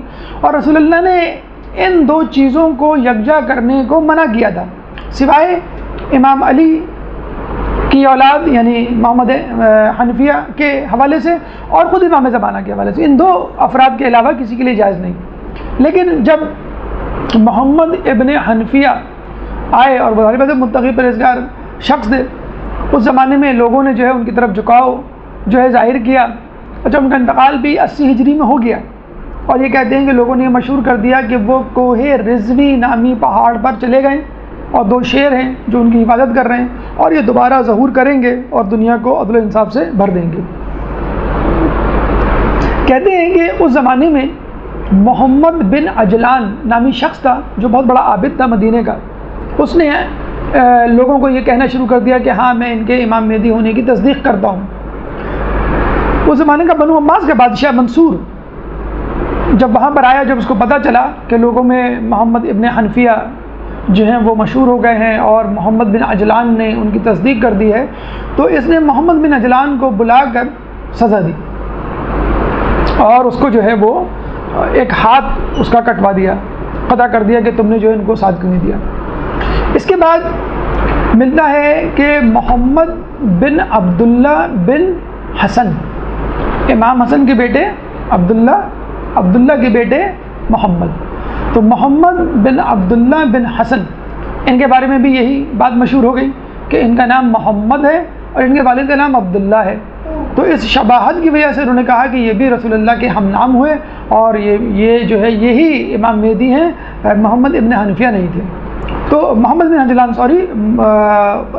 عجلان نے ان کے لیے کہا تھا، محمد حنفیہ کے لیے نہیں بلکہ ان کے لیے. کس کے لیے؟ محمد بن عبداللہ بن حسن کے لیے. کیا میں ان کی تائید کرتا ہوں. تو منصور دوانقی نے ان کا ہاتھ قطع کروا دیا اور یہ کہا کہ یہ تمہاری سزا ہے. اس کے بعد ایک اور شخص کو پکڑ کے لایا گیا جو تھا محدث، بہت بڑا عالم تھا، محدث محمد بن عبداللہ. جب اس کو پکڑ کے لایا گیا تو اس سے پوچھا گیا محدث عبداللہ بن جعفر. تو اس نے کہا کہ میرے ساتھ بھی یہی ہوا ہے کہ میں نے بھی اشتباہ کیا، میں بھی سمجھا کہ ان کا نام محمد ہے، ان کے والد کا نام عبداللہ ہے، چنانچہ میں بھی یہ سمجھا کہ یہ مہدی ہے. اب منصور دوانقی جو یہ سن رہا تھا اور دوسری مرتبہ اس نے یہ بات سنی تو اس نے کہا، منصور دوانقی کا اصل نام تھا عبداللہ، اس کے بیٹے کا نام تھا مہدی. تو اس نے کہا یہ بات تو مجھ پہ صادق آتی ہے، میرا نام تو عبداللہ ہے اور میرے بیٹے کا نام مہدی ہے. تو ایسا کرو کہ تم لوگ اوروں کو چھوڑو، میرے بیٹے کو مہدی مان لو. اور اس نے اپنے بیٹے کو یعنی مہدی کو کہہ دیا کہ یہ وہ مہدی ہے جس کا جو ہے روایتوں میں تذکرہ ہے اور یہی جو ہے وہ دنیا کو عدل و انصاف سے بھر دے گا. تو دیکھیں لوگوں نے کس طرح اپنے آپ کو محمد حنفیہ قصوروار نہیں تھے، بے قصور تھے. اسی طرح محمد بن عبداللہ بن حسن وہ بھی قصوروار نہیں تھے. لیکن ان کو دیکھ کر، ان کو تو امام مہدی لوگوں نے بنایا تھا، لیکن یہ نظریہ دیکھ کر یا بھاپ کر منصور نے کہا کہ میرا بیٹا مہدی یہ ہے حقیقی مہدی. اس کے بعد اسماعیل بن محمد بن اسماعیل بن امام صادق، چھٹے امام کے جو بیٹے تھے اسماعیل، اور اسماعیل کے جو بیٹے تھے محمد. آپ کو معلوم ہے جناب اسماعیل پہ لوگوں نے یہ اشتباہ ظاہر کیا تھا کہ یہ امام ہے، کیونکہ بڑا بیٹا امام ہوتا ہے، اور جو امام موسیٰ کاظم تھے وہ ان کے بعد ان کا نمبر آتا ہے. تو ان کا انتقال جو ہے امام جعفر کے زمانے میں ہو گیا. کن کا؟ اسماعیل کا. تو امام جعفر نے یہ کہا بھی تھا لوگوں کو، دیکھو امامت سے متعلق خدا کی حجت جس طرح اس وقت واضح ہوئی ہے، اس سے پہلے کبھی نہیں ہوئی تھی. یعنی جس کو تم امام سمجھ رہے تھے اس کا انتقال میری زندگی میں ہو گیا. یعنی واقعتاً حقیقتاً یہ امام نہیں ہے، بلکہ امام موسیٰ کاظم ہے. لیکن کچھ لوگوں نے بدستور اصرار کیا کہ نہیں یہی ہے. پھر ان کے بیٹے اسماعیل کے بیٹے تھے محمد، اس پہ لوگوں کو شک ہو گیا کہ اس کا نام محمد ہے، یعنی جس کا نام محمد ہو لوگ اس کو جو ہے امام مہدی سمجھنے لگتے تھے. خود امام صادق علیہ السلام پہ، چھٹے امام پر لوگوں نے جو ہے شک کرنا شروع کر دیا تھا کہ جب بنو امیہ اور بنو عباس میں جنگ شروع ہوئی اور انہیں روپوشی اختیار کری اور لوگوں کو جو ہے بس علم دینا اور سکھلانا شروع کیا، لوگوں کی تربیت شروع کی، تو لوگوں نے سمجھا کہ شاید ہمارے امام، چھٹے امام جو ہیں یہ روپوش ہو گئے اور یہ غیبت میں چلے گئے. تو باقاعدہ جو ہے وہ ان کے نام کا فرقہ جو ہے وہ ناؤسیہ جسے کہتے ہیں وجود میں آیا. اور جو امام محمد حنفیہ کو امام مہدی کہتا تھا اس فرقے کا نام تھا کیسانیہ. تو امام کے سامنے آپ دیکھ لیجئے امام مہدی کے دعوے شروع ہو گئے تھے، حالانکہ امام سامنے موجود ہوتے تھے اور وہ منع کرتے تھے. تو آج کل کے دور میں اگر کوئی اپنے آپ کو امام مہدی کہے، لوگ اس کے پیچھے چل پڑے تو بہت زیادہ حیرت نہیں کرنی چاہیے. پھر چھٹے امام کے بعد جس امام کے بارے میں بہت زیادہ لوگوں کو شک ہوا ان کے غیبت میں جانے کا اور ان کے امام مہدی ہونے کا، وہ 7ویں امام تھے، امام موسیٰ کاظم علیہ السلام، کہ جو 14 برس تک قید میں رہے. تو ایک تو یہ وجہ تھی کہ وہ 14 برس تک قید میں رہے، تو لوگوں نے کہا کہ شاید یہ غیبت میں چلے گئے. لیکن ان کی شہادت کے بعد جب 8ویں امام بنے اور انہوں نے لوگوں سے آ کر، یعنی کن لوگوں سے؟ امام موسیٰ کاظم علیہ السلام کے وکلاء سے کہا کہ مجھے خمس وہ اموال اور وہ خطوط واپس کرو کہ جو امام کے توسط سے تمہارے پاس پہنچے ہیں، کیونکہ اب میں امام ہوں. تو لوگوں نے باقی چیزیں تو واپس کر دی، لیکن پیسہ، اموال، خمس نہیں واپس کیا، اور یہ کہا کہ ہم آپ کو امام نہیں مانتے. امام تو امام موسیٰ کاظم ہیں اور وہ غیبت میں چلے گئے، جب وہ ظہور کریں گے تو ان کی امانت ہمارے پاس موجود ہے، ہم ان کو دے دیں گے. حالانکہ یہ خمس پہ قبضہ کرنے کا یا مال بٹورنے کا بہانہ تھا. اس فرقوں کو کہا جاتا ہے واقفیہ فرقہ. واقفیہ نکلا ہے وقف سے، وقف یعنی ٹھہر جانا، واقفیہ یعنی جو ٹھہر جائے، ٹھہرنے والا. تو انہوں نے کہا کہ یہ جو ہے وہ ہمارے امام مہدی ہیں. اس کے بعد محمد بن امام نقی علیہ السلام، امام نقی کے جو بیٹے تھے محمد، پھر وہی نام کا اشتباہ ہوا کہ رسول نے کہا تھا کہ جو نجات دہندہ ہوگا وہ میرا ہم نام ہوگا. تو انہوں نے پھر جو ہے، حالانکہ امام نقی موجود تھے اور ان کے بعد امام حسن عسکری جو ہے امام بنے، لیکن اس کے باوجود کہ دونوں امام موجود ہیں، ایک امام جا چکا ہے آپ کے سامنے، ایک امام اس وقت موجود ہے، اس کے باوجود لوگوں نے امام نقی کے بیٹے محمد کو اپنا امام یعنی نجات دہندہ یا امام مہدی مان لیا. خود امام حسن عسکری علیہ السلام کے بارے میں ملتا ہے، کیونکہ انہوں نے آئندہ کے دور کے لیے یعنی خود امام زمانہ کے لیے راہ ہموار کرنے کے حوالے سے خود اپنے طور پہ بہت زیادہ اپنے آپ کو محدود اور مقید کر لیا تھا. اپنے طور پہ بہت کم لوگوں سے ملا کرتے تھے، تو لوگوں نے ان کے بارے میں شک شروع کر دیا کہ یہ شاید غیبت میں چلے گئے. اچھا، جب ولادت ہوئی تھی 12ویں امام کی تو وہ بڑی خفیہ ولادت تھی، ہم نے آپ کو بتایا تھا، بہت کم لوگوں کو، بہت ہی قریبی لوگوں کو بتایا تھا، عام پبلک کو نہیں بتایا تھا، کہ جو کمزور ایمان کے تھے یا فتنہ پھیلا سکتے تھے. تو وہ بھی ان کی تعداد کثیر تھی. انہوں نے یہ کہا کہ شاید امام جو ہے وہ غیبت میں چلے گئے ہیں، کیوں کہ 12ویں امام کی ولادت کا تو ہمیں پتہ ہی نہیں چلا، تو 12واں امام تو ہے ہی نہیں، تو 11واں امام ہی غیبت میں چلا گیا ہے. جب وہ واپس آئے گا تو ہم پھر اس کے ہاتھ پہ بیعت کریں گے. تو یہ خود ایک فرقہ جو ہے وہ وجود میں آ گیا. تو یہ ائمہ کے حوالے سے آپ نے دیکھا کہ خود اماموں کو امام مہدی کہہ دیا گیا، حالانکہ انہوں نے خود کبھی کلیم نہیں کیا، چھٹے امام نے کلیم نہیں کیا، امام نقی نے، امام حسن عسکری علیہ السلام، امام موسیٰ کاظم نے، کسی نے نہیں. اس طرح ان کے اہل بیت، ان کے اہل خانے میں سے کسی فرد کو جس کا نام محمد ملا، محمد بن اسماعیل، محمد بن امام نقی، ان کو جو ہے ان پر لیبل لگا دیا کہ یہ ہے امام مہدی ہیں۔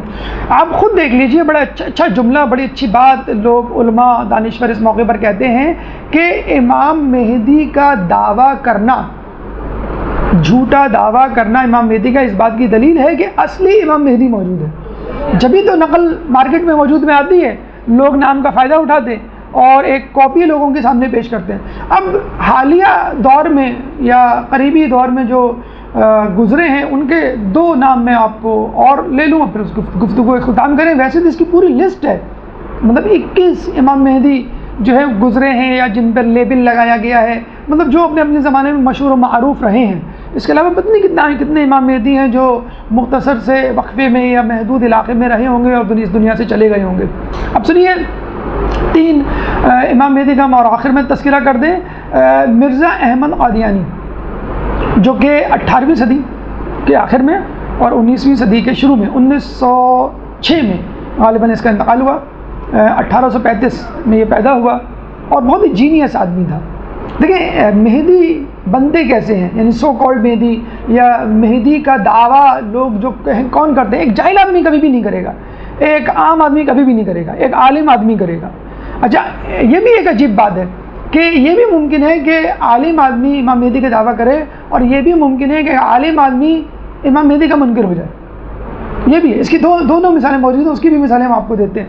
تو مرزا احمد قادیانی کے بارے میں کہا جاتا ہے کہ 1835 میں پیدا ہوا، بہت جینیس تھا اور اس کا تعلق جو ہے وہ فارس سے تھا، فارسی بہترین بولتا تھا، عربی بہترین آتی تھی اور اس کے والد بھی عالم تھے اور اس نے اپنے زمانے میں بہت سارے علماء سے جو ہے وہ علم حاصل کیا تھا اور اتنا زیادہ جسے کہتے ہیں کہ علمیت کا حامل تھا کہ اس نے بڑے بڑے مناظرے کیے تھے، عیسائیوں کے ساتھ مناظرے کیے اور ان کو پچھاڑا، پھر جو ہندوؤں کے ساتھ مناظرے کیے پھر ان کو پچھاڑا، ان کو مات دی۔ پھر بعد میں جسے کہتے ہیں نا کہ شیطان علم رکھتا تھا، لوگ کہتے ہیں نا کہ بھائی سب کچھ موجود ہے لیکن پھر بھی کچھ لوگ جانتے بوجھتے ہمارے مذہب کو کیوں نہیں اختیار کرتے، تو ہم یہی کہتے ہیں کہ بھائی شیطان کو بھی تو سب کچھ معلوم تھا لیکن کیا تکبر میں آ گیا۔ تو بس ایسے لوگ جو علم کے حامل ہوتے ہیں تکبر میں آ جاتے ہیں۔ اب یہ تکبر میں آ گیا کہ میں عیسائیوں کو پچھاڑ سکتا ہوں، میں جو ہوں وہ ہندوؤں کو پچھاڑ سکتا ہوں، کہ مجھے لگتا ہے کہ اللہ نے مجھے منتخب کر لیا اور میں کچھ ہوں۔ ہمارے یہاں میں کچھ ایسے لوگ وجود میں آ جاتے ہیں نا، بڑی جلدی نماز شب پڑھنا شروع کیا، 2-4 خواب دیکھ لیے، 2-4 بد دعائیں دیں اور صحیح ثابت ہو گئی تو لوگوں نے کہا بھائی ہم بڑے پہنچے ہیں، میری بد دعا نہ لینا ورنہ میں جس کو بد دعا دے دوں اور میرے ساتھ جو ہے جو لڑائی کرتا ہے وہ نیست نابود ہوتا ہے اور وہ جہنم میں جائے گا وغیرہ وغیرہ۔ اچھا اس نے 2-4 پیشن گوئیاں بھی کر دی تھی اور وہ پیشن گوئیاں بھی جو ہے وہ ثابت ہو گئی صحیح۔ مثلا ایک عیسائی سے اس کا مناظرہ ہوا، وہ ہار گیا، اس نے کہا یہ میری زندگی میں مر جائے گا اور وہ مر گیا۔ یہ کوئی ایسی بڑی مطلب پیشن گوئی اور وہ نہیں تھی میری زندگی میں مر جائے گا۔ اچھا کہتے ہیں کہ مرزا احمد قادیانی کے زمانے میں انٹرکام نیا ایجاد ہوا تھا، انڈیا نہیں پہنچا تھا، یہ کس طرح انگلینڈ سے اس نے منگا لیا انٹرکام۔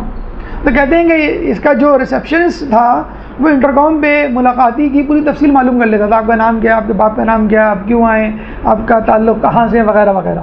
اور جب وہ دروازے سے مہمان خانے میں آتا اور اس کو انتظار کروایا جاتا بھی مصروف عبادت میں، مصروف ملاقاتیوں میں، تو وہ انٹرکام میں تمام تفصیل پوچھ لیا کرتا تھا، پھر کہتا تھا کہ تمہارا نام یہ ہے، تم فلاں جگہ سے آئے ہو اور تم اس مسئلے کا شکار ہو، اور وہ کہتا کہ بھائی آپ تو علم غیب جانتے ہیں، اور وہ جو ہے وہ ان کا گرویدہ ہو جایا کرتا تھا۔ لوگ کس طرح جو ہے لوگوں کو بیوقوف بناتے ہیں آپ جان سکتے ہیں۔ باقاعدہ اس نے یہ کہا کہ مجھے وحی آئی ہے کہ اے احمد اٹھ اور لوگوں کو صحیح راستہ دکھا کہ جن لوگوں کے آباء و اجداد تک حق نہیں پہنچا۔ اور پھر وما رمیتا اذ رمیتا، کہ تم نے تیر نہیں مارا بلکہ ہم نے تیر مارا، یا اللہ نے تیر مارا، یا جاء الحق وزهق الباطل ان الباطل کان زهوقا۔ کہنے لگا کہ آیتیں میرے لیے اتری ہیں اور میں ہی وہ مہدی موعود ہیں، اور عیسیٰ علیہ السلام مر چکے جن کے بارے میں عیسائیوں کا عقیدہ ہے کہ وہ مہدی بن کے آئیں گے، کچھ عیسائیوں کا یہ بھی عقیدہ ہے۔ تو اس نے کہا میں مہدی ہوں۔ پھر اس کو اس پر بھی صبر نہیں ہوا، اس نے کہا نہیں مجھے مزید پروموشن چاہیے۔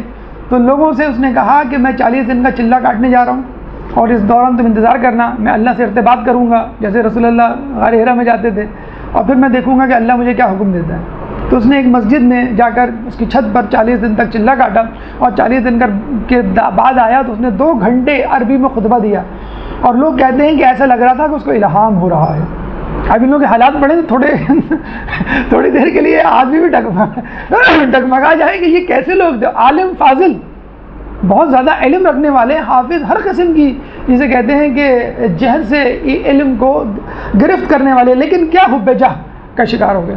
تو 40 دن بعد یہ آیا تو اس نے یہ کہا کہ مجھ پر وحی اتری ہے کہ اب ہم نے تم کو نبی بنا دیا. تو اس کی ترقی ہو گئی. اس نے کہا میں امام نہیں، میں اب جو ہوں نبی بن گیا ہوں، اور رسول اللہ جو تھے وہ آخری نبی نہیں تھے، وہ آخری نبی میں ہوں، اور جس کے بارے میں جو ہے وہ قرآن میں آیا ہے.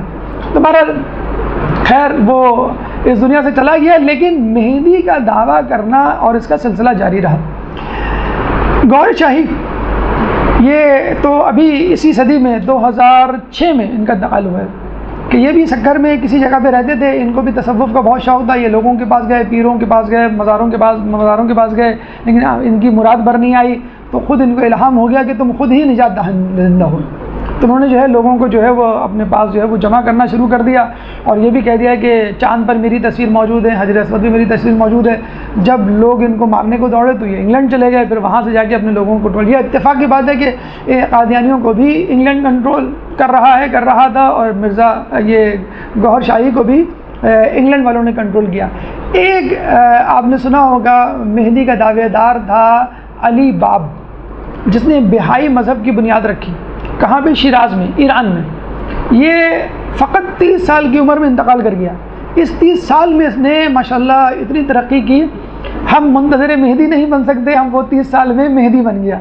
تو اس نے جو یہ دعویٰ کر دیا کہ میں مہدی ہوں اور لوگ جو ہیں وہ میرے ہاتھوں پر بیعت کریں. لوگوں نے جو ہے وہ دھڑا دھڑ اس کے ہاتھ پہ بیعت کرنی شروع کی، اور برٹش گورنمنٹ کا کہتے ہیں کہ ہاتھ تھا اس کو مہدی بنانے میں، اور اس نے جو ہے وہ کتابیں بھی لکھنا شروع کی. اس زمانے میں ایک عورت تھی. اب عورتوں کا بھی کردار سن لیجیے. آپ لوگ کہتے ہیں کہ ہم کچھ نہیں کر سکتے، ہم کیا کریں گے امام کے لیے. اب آپ سنیں دیکھیے کہ عورت جب کرنے پہ آئے تو کیا. اس زمانے میں ایک عورت تھی زرین تاج، اس کا نام تھا اصل، لیکن قرۃ العین کے نام سے وہ بعد میں مشہور ہوئی، اور بہت بڑی شاعرہ تھی. ہمارے جو شاعر ہیں جان ایلیا، وہ اس سے بہت متاثر تھے. تو وہ بھی تقریباً اسی دور میں پیدا ہوئی تھی، اور مجتہد باپ کی بیٹی تھی. آیت اللہ برغبانی غالباً ان کا نام تھا ان کے والد کا. لیکن ظاہر بات ہے بچپن سے کتابیں دیکھی تھی، لیکن ہر بات میں کیوں اس کی رٹ ہوا کرتی تھی. جب اس کو پتہ چلا کہ علی باب نے مہدی کا دعویٰ کر دیا تو اسے خطا کتابت کی، اس سے بہت متاثر ہوئی، اور اس نے باقاعدہ بہائی مذہب کا پرچار شروع کر دیا. اور کہتے ہیں کہ وہ اتنی زیادہ مشہور ہوئی کہ باقاعدہ جلسے عام میں جا کے تقریر کر دی، اور لوگوں کو کھڑے جو ہے بہائی مذہب میں داخل کروا دیتی تھی. ناصر قاچاری بادشاہ تھا اس زمانے میں، جس نے اس فتنے کی جو ہے سرکوبی کی. اس کو بھی بلایا، کیا نام کہ علی باب کو، اس کو بھی قتل کروایا، اس کو سزا دی. اس کو بھی کہتے ہیں کہ بالوں سے پکڑ کر گھوڑے سے باندھ دیا اور پورے شہر میں گھمایا، اور وہ اسی طرح فنا فی اللہ ہو گئی، واصل جہنم ہوئی. تو آپ نے دیکھا کہ یہ جو لوگ گزرے ہیں، یا تو انہوں نے اقتدار کی لالچ میں مہدی ہونے کا دعویٰ کیا، یا پھر جسے کہتے ہیں کہ استعماری قوتوں نے جو اسلام دشمن ہے انہوں نے دعویٰ کیا. ایک مہدی کا میں اور تذکرہ کر دوں، بہت زیادہ تفصیل کے ساتھ نہیں. 1979 میں شاید آپ نے سنا ہو، 1979 میں خانہ کعبہ پہ قبضہ ہوا تھا، اور اس قبضے کے لیے پاکستانی کمانڈوز گئے تھے، اور انہوں نے وہ قبضہ جو ہے وہاں سے بچایا تھا. تو جہنی قبیلہ تھا سعودی عرب کا، اس نے وہاں پہ قبضہ کیا تھا، اور محمد جہومنانی یا محمد جہنی نامی شخص نے اپنے امام مہدی ہونے کا دعویٰ کر دیا تھا کہ میں امام مہدی ہوں اور میرا ظہور ہو چکا ہے، اور میں جو ہوں دنیا میں عدل و انصاف دوں گا. کیونکہ عدل و انصاف تو خود سعودیہ میں نہیں ہے. سعودیہ جہاں پہ خانہ کعبہ موجود ہے، جہاں پہ مدینہ منورہ موجود ہے، حجاز اور نجد میں، تو حقیقی اسلام میں لے کر آؤں گا. تو جو آل سعود تھے عبدالعزیز کے اولادوں میں سے، انہوں نے کہا کہ ہم نے 1930 میں سعودیہ پہ قبضہ تو کر لیا ہے، اور آل سعود کو اس کا مسئول بھی بنا دیا ہے، لیکن حقیقی اسلام تو ہم بہرحال نہیں لا سکے. عبدالوہاب کی بنیاد پر ہم نے تھوڑا بہت محبی مذہب تو پھیلا دیا ہے، لیکن وہ ایک فرقہ واریت کے طور پر ہم نے اس کو پھیلایا ہے، لیکن حقیقی اسلام تو نہیں ہے. تو محمد جوہنی نے کہا کہ تم لوگ جو ہے وہ حقیقی اسلام لے کر آؤ، تب میں جو ہے خانہ کعبہ کو آزاد کروں گا. تو کہتے ہیں کہ پاکستانی کمانڈوز گئے تھے اور باقاعدہ جو ہے وہ اس کو آزاد کروایا تھا خانہ کعبہ کو. پھر اس نے کہا تھا کہ اب ہم جو ہے حقیقی طور پہ اسلام کو متعارف کروائیں گے. 1979 میں جو سعودیہ میں انقلاب آیا تھا، آج محمد بن سلمان اسی انقلاب کو وائنڈ اپ کر رہا ہے. اور کہہ رہا ہے کہ ہم اس انقلاب کو واپس لیتے ہیں، ہمیں آزادی کی طرف جانا ہے، ہمیں لبرلائزیشن کی طرف جانا ہے۔ وہابی مذہب جو ہم نے امریکہ اور استعمار کے کہنے پر پھیلایا تھا وہ اب ہم نہیں پھیلائیں گے، اب جو ہے ہم لوگوں کو ایک ماڈریٹ اور روشن خیال مسلمان کے طور پر متعارف کروانا چاہتے ہیں۔ تو اب دیکھیے کہ دنیا میں جتنے نشیب و فراز آئے امام مہدی کے حوالے سے یا نبیوں کے دعوے داروں کے حوالے سے، وہ کتنے خطرناک تھے اور لوگوں کی ایک کثیر تعداد گمراہ ہوئی ہے۔ جب سامری کے کہنے پر 6 لاکھ میں سے 5.5 لاکھ افراد گمراہ ہو سکتے ہیں تو ہم لوگوں میں سے افراد کیوں نہیں گمراہ ہو سکتے؟ اس کا بہترین طریقہ کیا ہے؟ اس کا بہترین طریقہ یہ ہے کہ خدا کے بعد رسول، رسول کے بعد ائمہ، ائمہ کے بعد مراجعین اکرام، مجتہدین کا دامن تھام لیجئے تاکہ بیچ میں کوئی گیپ، کوئی خلا نہ رہے۔ دیکھیں پانی یا حملہ اسی وقت سے ہوتا ہے جب کوئی مورچہ خالی ہو۔ خدا موجود ہے، خدا کے بعد انبیاء موجود ہیں، انبیاء کے بعد رسول اللہ، رسول اللہ کے بعد ائمہ، ائمہ کے بعد نائبین۔ ائمہ کے نائبین کون ہیں؟ مجتہدین ہیں۔ اگر آپ نے ان سے رابطہ توڑ لیا اور اپنے آپ کو خود ساختہ طور پہ مجتہد قرار دے دیا، اپنے طور پہ یہ کہہ دیا کہ نہیں میں یہ سمجھتا ہوں کہ ایسا ہونا چاہیے، ویسا ہونا چاہیے، تو اگر آپ مجتہد بھی بن جائیں گے تو شیطان آپ کو ہائی جیک کر لے گا۔ کمال حیدر بشیر نجوی کے کلاس فیلو، امام مہدی کا منکر۔ ہم نے کہا نا عالم دین ہو کر عالمی مہدی کا دعویٰ کر دیتا ہے، یہاں عالم دین ہو کے آپ امام مہدی کا انکار کر رہے ہیں۔ آیت اللہ دفاعی، مجھے جو نام یاد پڑتا ہے، امام خمینی کے کلاس فیلو، وہ امام مہدی کا منکر۔ احمد قبانچی نجف میں مدرسہ چلا رہا ہے، اپنے آپ کو جو عالم دین کہتا ہے، وہ امام مہدی کا منکر۔ تو ایسے ایسے لوگ قوم اور نجف میں رہتے ہوئے یا تو امام مہدی کا انکار کر رہے ہیں یا خود امام مہدی ہونے کا دعوے دار ہو رہے ہیں۔ تو جب یہ لوگ راہ حق سے ہٹ سکتے ہیں تو اگر ہم نے تھوڑی سی بھی غفلت، تھوڑی سی بھی بے توجہی کا اظہار کیا یا مظاہرہ کیا غیر ذمہ داری کا، تو ہم بھی ان میں سے کسی میں شامل ہو جائیں گے۔ میں آپ کو چھوٹی سی مثال دیتا ہوں کہ ابھی کچھ دنوں پہلے صدام حسین کی تدفین پر مشتمل ایک واٹس ایپ ویڈیو سرکولیٹ ہو رہی ہے۔ بڑے مزے سے لوگ کہہ رہے ہیں کہ دیکھیے ان کو 12 سال بعد اپنے آبائی گاؤں میں دفنایا گیا، لاش صحیح سلامت ہے اور چہرے پہ ویسا ہی نور جو مرتے وقت تھا۔ پتہ چلا کہ وہ پہلی تدفین کی ویڈیو کلپ تھی جو یہ کہہ کر سرکولیٹ کی گئی کہ یہ 12 سال بعد دوبارہ تدفین کی گئی ہے، ان کا جسم جو ہے بالکل سلامت ہے۔ تو آپ دیکھ لیجئے اگر انٹرنیٹ کام کا ہے تو انٹرنیٹ آپ کو انحراف کی طرف بھی لے جا سکتا ہے۔ اگر آپ کے اندر شکوک و شبہات موجود ہیں، ڈاؤٹس موجود ہیں، اشتباہات موجود ہیں، اشکالات موجود ہیں، فوراً اپنے اساتذہ، فوراً اپنے خیر خواہوں، فوراً اپنے مجتہدین سے رجوع کیجئے اور ان سے سوالات پوچھیے۔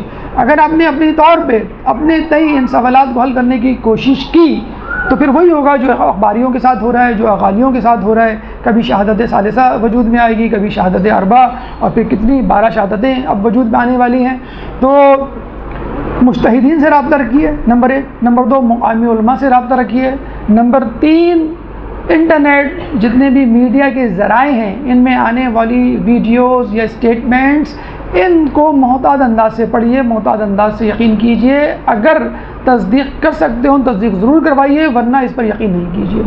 چوتھی بات، غیر شیعہ منابع، غیر شیعہ مجالس میں بیٹھنے سے احتراز کیجئے۔ ابھی خاتون آئی کہنے لگی مجھے فلاں جو ہے وہ دعوت اسلامی والوں نے شرکت کی دعوت دی تھی، میں ان کے دعوت میں گئی، مجھے تو بہت اچھا لگا، میرے لیے نعرے لگوائے گئے۔ تو ہم نے کہا بس اسی طرح تو لوگ جو ہے گمراہ کرتے۔ تو غیر شیعہ منابع، غیر شیعہ ویب سائٹس، غیر شیعہ محفلوں میں جانے سے اعتراض کیجئے۔ یہ ان لوگوں کے لیے چھوڑ رکھیے کہ جو اسکالرز ہیں، جو علماء ہیں، جو تحقیق کے لیے ان کی کتابوں یا ویب سائٹس کا جو ہے وہ دور کرتے ہیں۔ اور آخری بات کہ اتحاد بین المسلمین ضرور ہونا چاہیے، لیکن اس سے پہلے اتحاد بین المومنین نہایت ضروری ہے۔ اگر ہمارے اندر اتحاد نہیں ہوگا تو ہم مسلمانوں میں بھی اتحاد نہیں ہو سکتا۔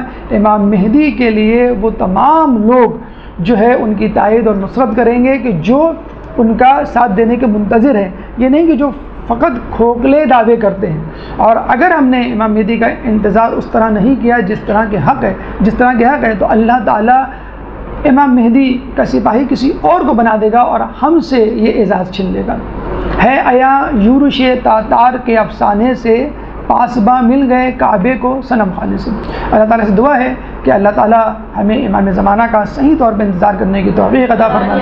اللہ تعالیٰ سے دعا ہے کہ ہمیں منکرین مہدی کے اثرات سے دور رکھ۔ اللہ تعالیٰ سے دعا ہے کہ ہمیں امام کا سچا اور حقیقی سپاہی بنا۔ اللہ تعالیٰ سے دعا ہے کہ ہمیں تعلیمات اہل بیت پر عمل کرنے کی توفیق عطا فرمائے۔